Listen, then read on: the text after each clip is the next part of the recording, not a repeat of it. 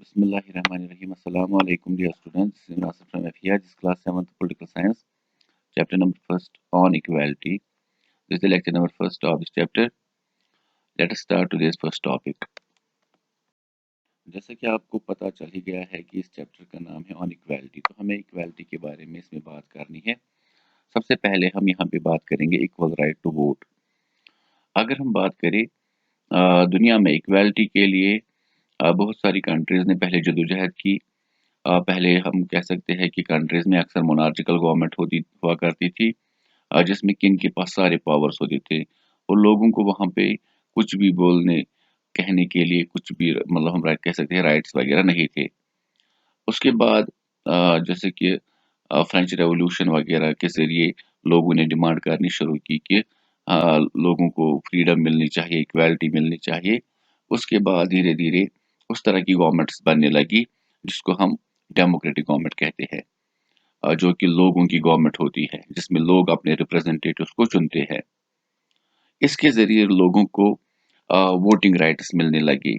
तमाम जो adult population है किसी भी कंट्री में, उनको irrespective of religion, caste, gender वगैरह के बगैर वोटिंग राइट्स मिले। इस वोटिंग राइट्स में चाहे अमीर हो गरीब हो, हर एक इंसान के पास एक वोट होता है और हर वोट का वैल्यू इक्वल होता है।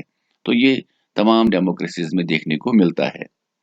कुछ कंट्रीज में इसको हम कह सकते हैं अडॉप्ट करने में टाइम लगा। फॉर एग्जांपल जैसे कि अमेरिका है, जैसे कि फ्रांस, इंग्लैंड वगैरह, वहाँ पे इलेक्शंस पहले से होते आ रहे थे जब से उन्होंने डेमोक्रेटिक गवर्नमेंट सेटअप की है, लेकिन वो अपनी वुमेन्स को वोटिंग राइट्स नहीं देते थे। तो पहली बार 1900 में न्यूजीलैंड ने अपनी वुमेन्स को भी वोटिंग राइट्स दिए, उसके बाद बाकी कंट्रीज ने उसको फॉलो किया।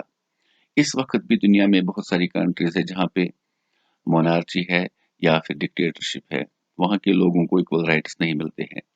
लेकिन अगर हम यहाँ पे बात करें, 6th क्लास में भी आपने पढ़ा होगा कि डेमोक्रेटिक गवर्नमेंट में जब लोगों के पास वोटिंग राइट्स होती है तो उसको बोलते हैं यूनिवर्सल एडल्ट फ्रेंचाइज। तो ये एक मतलब अहम एस्पेक्ट है किसी भी डेमोक्रेसी के लिए, ताकि वो तमाम लोगों को, एडल्ट पॉपुलेशन को इक्वल राइट्स दे। इसके बाद अदर काइंड्स ऑफ इक्वालिटी। तो यहाँ पे एक स्टोरी आपकी बुक में दी गई है कांता की, जो कि एक हम कह सकते हैं एक स्लम जो कॉलोनी होती है वहाँ पे रहती है, जहाँ पे बेसिक नेसेसिटीज वगैरह नहीं होती हैं। तो जब वोटिंग डे के दिन वो कतार में खड़ी होती है, क्यू में खड़ी होती है वोट डालने के लिए, तो वो उस क्यू में बहुत सारे लोगों को देखती है। उनमें से उसका मालिक भी होता है जिनके घर में वो सफाई वगैरह करती है, काम करती है। इसके अलावा उनके नेबर्स। तो वहाँ पे उसको रियलाइज होता है कि ये जो एक कंट्री है जिसमें हम रह रहे हैं, ये एक डेमोक्रेटिक कंट्री है, तो यहाँ पे इक्वालिटी सबको दी जा रही है। यहाँ पे तमाम लोग, चाहे गरीब हो, अमीर हो, मर्द हो, औरतें हो, सब एक ही कतार में खड़े हैं और उनके पास इक्वल वोटिंग राइट्स है। लेकिन दूसरी तरफ ये जो कांता है, उनके घर में बेटी जो उनकी है वो बीमार है। तो कांता दिन भर काम जो होता है उनके मतलब दूसरे घरों में जहाँ पे वो काम करने के लिए जाती है, जब वो वापस आती है तो वो थकी हारी होती है। तो अपनी बेटी को जब वो गवर्नमेंट हॉस्पिटल में इलाज कराने के लिए ले जाती है, तो वहाँ पे बड़ी बड़ी क्यूज होते हैं, क्योंकि अक्सर गरीब लोग ही वहाँ पे अपने बच्चों वगैरह का इलाज कराने के लिए जाते हैं। तो इस तरह की हम कह सकते हैं कि जद्दोजहद अमीर लोगों को नहीं करनी पड़ती। अगर एक तरफ से इक्वल राइट्स है हमारे पास, लेकिन दूसरी तरफ से दिन ब दिन जो गरीबी वगैरह बढ़ती जा रही है, और ख़ास तौर पे इंडिया में कास्ट सिस्टम जो है उसने इंडिया को काफ़ी ज़्यादा बदनाम किया है पूरी दुनिया में, क्योंकि कास्ट के नाम पे इक्वल राइट्स नहीं दिए जा रहे हैं इंडिया में। तो इसकी भी हमारे पास कुछ स्टोरीज है। तो यहाँ पे हमारे पास टॉपिक है रिकॉग्नाइजिंग डिग्निटी। डिग्निटी का मतलब होता है सेल्फ रेस्पेक्ट। तो यहाँ पे मैं दो स्टोरीज आपके सामने शेयर करूंगा जो आपकी बुक में मेंशन की गई है। एक है ओम प्रकाश वाल्मीकि। उनका कहना है कि जब मैं बचपन में स्कूल जाता था तो मैं दलित फैमिली से था। दलित वो लोग होते हैं जिनको लोअर कास्ट माना जाता है, जिनको अपर कास्ट वाले अपने पास बैठने की इजाज़त नहीं देते हैं और ना ही वो उस कुएँ वगैरह से, उस नल से पानी पी सकते हैं जिससे अपर कास्ट वगैरह के लोग पीते हैं। तो वाल्मीकि ने अपनी ऑटोबायोग्राफी का मतलब होता है जो इंसान अपनी स्टोरी खुद लिखता है किसी किताब में, उसको बोलते हैं ऑटोबायोग्राफी, जिसका नाम उन्होंने दिया है झूठन। झूठन झूठन का मतलब क्या होता है? झूठा, जो किसी का पीता वगैरह है ना, कोई कोई। हाँ, तो वो, तो झूठन उसका किताब का नाम है। उसमें उन्होंने मेंशन किया है कि जब मैं छोटा था तो स्कूल में मुझे मतलब हम कह सकते हैं दरवाजे के पास बैठने को मतलब इजाज़त दी जाती थी। बाकी लड़कों के साथ बैठने की मुझे इजाज़त नहीं थी। तो अक्सर मेरा जो प्रिंसिपल था या हेडमास्टर था उस स्कूल का, वो मुझे स्कूल की सफाई करवाता था मुझसे और ग्राउंड की भी सफाई वगैरह करवाता था। तो एक दिन मेरे फादर ने मुझे देखा, उसके बाद वो मुझे अपने साथ ले गया और स्कूल वालों को उन्होंने कहा कि ये यही पढ़ेगा और इसके जैसे और भी बच्चे यहाँ पे आएंगे। तो यहाँ पे अगर हम देखें तो ओम प्रकाश वाल्मीकि जो था, उनका सेल्फ रेस्पेक्ट काफ़ी ज़्यादा गिर गया था क्योंकि उन्हें इक्वल रेस्पेक्ट नहीं मिली, इक्वल राइट नहीं मिला उस स्कूल में। इसी तरह से दूसरी स्टोरी है मिस्टर एंड मिसेस अंसारी की। दोनों ही हम कह सकते हैं मियाँ बीवी जो थे वो मुसलमान थे। तो दिल्ली में उन्हें एक अपार्टमेंट चाहिए था रहने के लिए। तो उन्होंने हम कह सकते हैं जो वहाँ पे ब्रोकर होता है जो लोगों को फ्लैट वगैरह दिलाता है, तो उनसे बात की तो वो अलग-अलग जगहों पे जब गए, तो वहाँ पे जब भी कोई हिंदू लैंडलॉर्ड उनकी बातें सुनता था, उनका नाम सुनता था, तो वो उन्हें इनकार करता था मतलब अपार्टमेंट देने से। उसके बाद 1 महीने तक वो जद्दोजहद करते रहे। इस पर उनके ब्रोकर ने एक बार उनसे कहा भी कि आप अपना नाम गलत बता दीजिए, आप मिस्टर एंड मिसेस कुमार बता दीजिए। लेकिन इन लोगों ने कहा कि नहीं, हम ऐसा नहीं करेंगे। तो अभी भी हम देख रहे हैं कि इंडिया में कास्ट और रिलीजन के नाम पे काफ़ी ज़्यादा इनइक्वालिटी है। काफ़ी ज़्यादा डिस्क्रिमिनेट किया जाता है लोगों को, जिससे कि काफ़ी ज़्यादा लोगों की सेल्फ रिस्पेक्ट जो होती है, डिग्निटी जो होती है, उसको ठेस पहुँचती है। इसके अलावा इक्वालिटी इन इंडियन डेमोक्रेसी, अगर हम इंडियन डेमोक्रेसी की बात करें जो ब्रिटिशर्स से इंडिया आज़ाद हुआ 1947 में, तो उसी दौरान यहाँ पे कॉन्स्टिट्यूशन बन रही थी जिसमें 2 साल, 11 महीने और 18 दिन लगे बनाने में। इसका चीफ आर्किटेक्ट था डॉक्टर बी आर अम्बेडकर। तो उन्होंने, अगर हम बात करें, उन्होंने यहाँ पे तमाम लोगों को उस कॉन्स्टिट्यूशन के थ्रू इक्वल राइट्स दिए। तो यहाँ पे कुछ राइट्स मेंशन किए गए हैं जो प्रोविजंस कॉन्स्टिट्यूशन के हैं। Every person is equal before the law, हर एक इंसान कानून के सामने मतलब इक्वल है, सबके लिए एक जैसा कानून होगा। कोई भी इंसान डिस्क्रिमिनेट नहीं किया जाएगा, चाहे उसका रिलीजन कोई सा भी हो, उसकी रेस, उसका कास्ट, उसकी प्लेस ऑफ बर्थ, या वो फीमेल हो या मेल हो, किसी भी तरीके से उसके साथ डिस्क्रिमिनेशन नहीं होगी।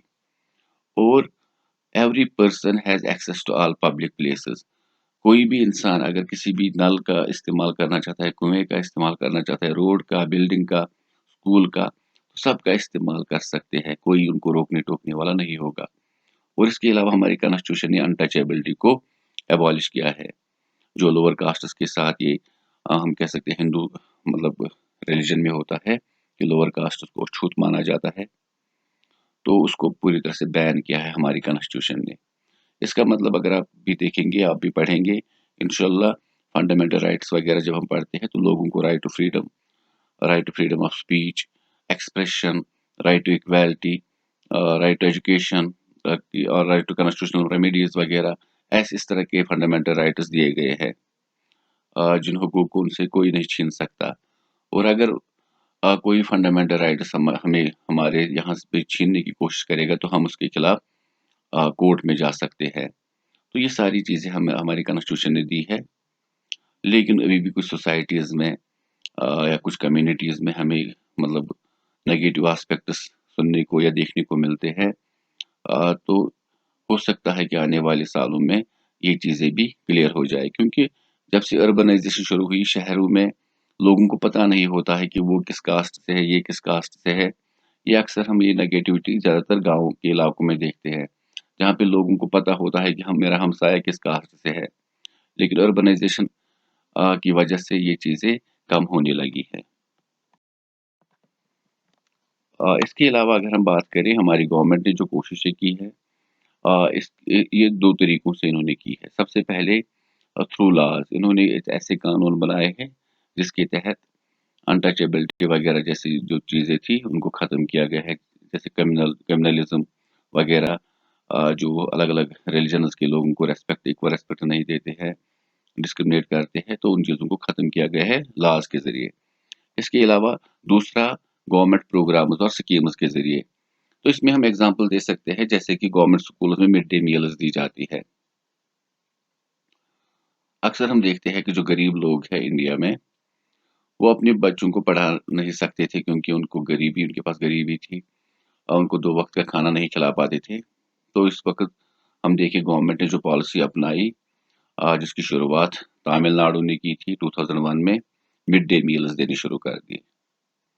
और वो मिड डे मील जो द वहाँ पे है वो दलित वुमेन बनाती हैं और उसमें तमाम हम कह सकते हैं कास्ट्स के लोग या कास्ट्स के बच्चे जो होते हैं एक साथ खाना खाते हैं दोपहर का, स्कूलों में ही।